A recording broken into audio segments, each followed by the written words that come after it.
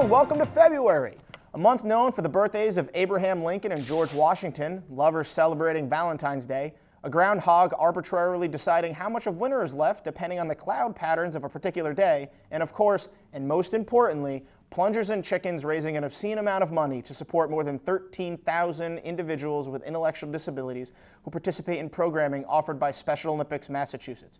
Most everyone is familiar with the 120-plus sports competitions we offer every year, but what about the other great ways that SOMA helps athletes live a happier, healthier life? I had a chance to sit down recently with SOMA's president and CEO, Bob Johnson, to discuss just that. Bob, tell us about some of the ways that Special Olympics has an impact on the athletes' lives that most people might not necessarily know about.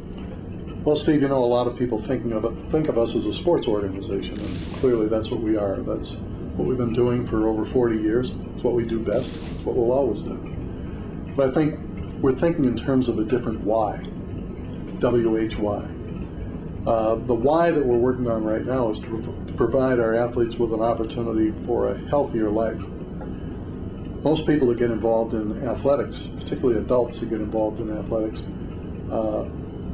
get involved, I believe, because it represents an opportunity for a healthier lifestyle. And people with intellectual disabilities are no different. However, what we've done is we've taken that to a new level here in Massachusetts. We've developed what we call our Healthy Athletes Initiative. The Healthy Athletes Initiative is specifically designed to help our athletes gain access to the healthcare community.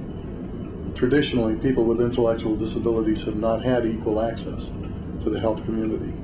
And our Healthy Athletes Initiative is designed to educate medical professionals as to the specific, unique needs, health needs of people with intellectual disabilities, and to prepare them for these people to come into their practices. Now, I had seen in some research, to your point, the statistics are overwhelming in terms of how hard it is for someone with intellectual disabilities to find a trained and willing practitioner to take them into their office. Well, our statistics tell us that an adult with intellectual disabilities has a 1 in 50 chance of finding a properly trained physician willing to accept them into their practice. So that tells us right there that we have a medical community that is unprepared for this particular growing population. The life expectancy of a person with intellectual disabilities has grown rather dramatically over the course of the past 30 years. And so this population, this adult population, is going to be a larger population as time goes on. So we've aligned ourselves with the University of Massachusetts Medical School and Regis College, to name a couple, where we're working to actually impact their curriculum and provide them not only with the classroom training, but the practical training and working one-on-one with a person with intellectual disabilities, so that when these people graduate and open their own practices, they're more comfortable including people with intellectual disabilities in their practice. Now, obviously, these athletes who don't have the same access to health care sometimes have easily diagnosable issues that go undiagnosed. I know you guys had an event here a couple of years ago, and you had some athletes who were here with some issues that needed immediate attention. Could you tell us a little bit about that? Well, actually, last year alone, we screened 1,068 of our athletes, provided them with a comprehensive medical screening. Of those 1,068, 179 were referred out for emergency care, immediate care.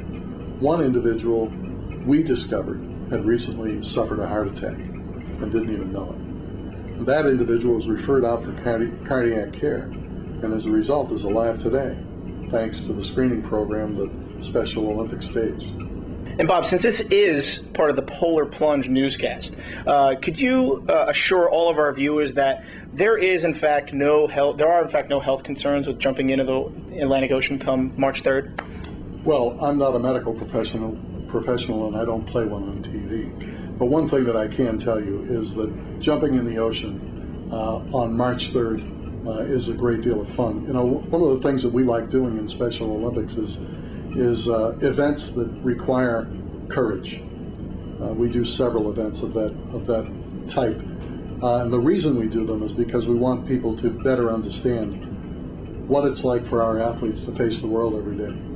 To have to get up and face what is sometimes not a very welcoming world. It takes a great deal of courage. And so does jumping in the ocean on March 3rd. So come out, experience courage, experience the sense of satisfaction that you get when you do something you never thought you could possibly do. Great. Well, thanks for your time today, Bob, and hopefully we've brought a little bit more information, an educational piece for everyone to understand just how difficult it can be to have intellectual disabilities and also have some real health concerns that need dealing with immediately. Great. Thank you.